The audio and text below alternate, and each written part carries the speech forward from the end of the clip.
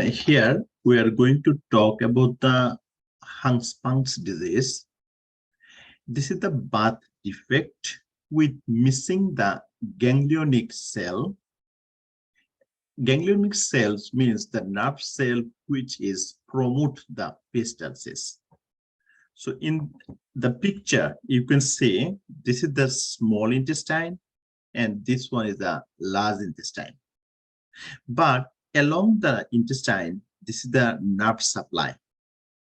So normal colon and rectum, this one.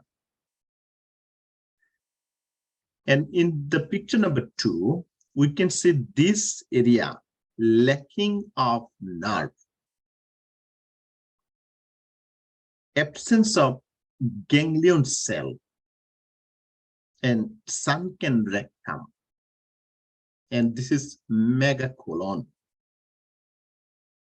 So it is the birth defect with missing ganglionic cell. Ganglionic cell means nerve cell which promote the peristalsis in the segment of colon. So congenital abnormalities, also known as congenital aganglionic or aganglionic megacolon. So a birth defect where missing the nerves in the intestine cause problem with passing the stool. So the disease occurs as the result of an absence of ganglion cell in rectum and other area of the affected intestine. The disease results in mechanical obstruction because of inadequate motility in an intestinal segment. The disease may be a familiar congenital defect or may be associated with other anomaly such as Down syndrome and genitourinary abnormalities. A rectal biopsy demonstrates histological evidence of absence of ganglionic cell.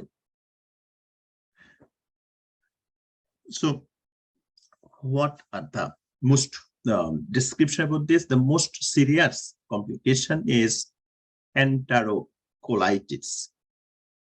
The signs include fever, severe prostraction or gastrointestinal bleeding, and also explosive watery diarrhea. So basically, the treatment for mild to moderate disease is based on relieving the chronic constipation with the stool softener and rectal irrigations. However, the surgery may be required for severe disease. So treatment for moderate to severe disease involve two-step surgical procedure. So before to go, the surgical treatment option, I want to tell you what are the common silent symptoms. So failure to pass meconium in the first 48 hours of life, abdominal distension or ribbon-like stool. Constipation is most common, vomiting the bile, anorexia, failure to thrive, and palpable fecal mass.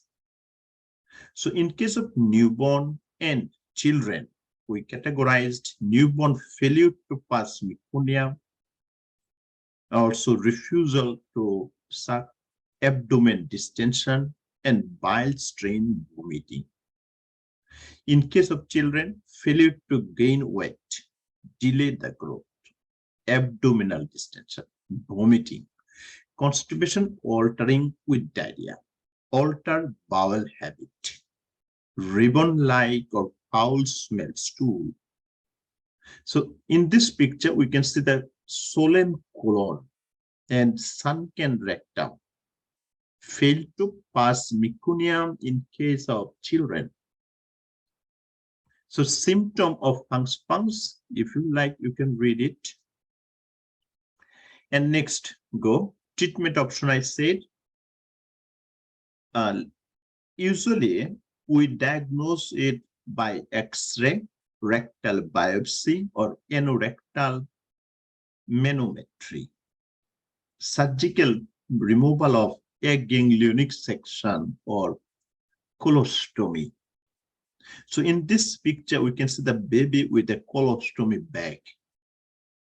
So nursing care is very important, particularly after the surgery. So treatment for moderate to severe disease involve two-step surgical procedure. Initially, the neonate period, the temporary colostomy is created to remove obstruction and allow the normal innervated, means nerve supply, dilated bowel, and return to normal size. When the bowel returns to its normal size, a complete surgical repair is performed via a pull-through procedure to exercise portion of bowel.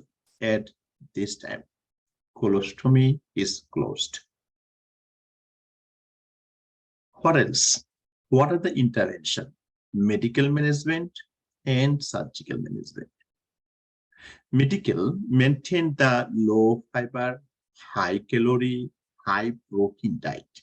Also, parenteral nutrition may be necessary in extreme situations. Administer stool softener. Admin daily rectal irrigation with normal saline to promote adequate eliminations and prevent obstruction as prescribed.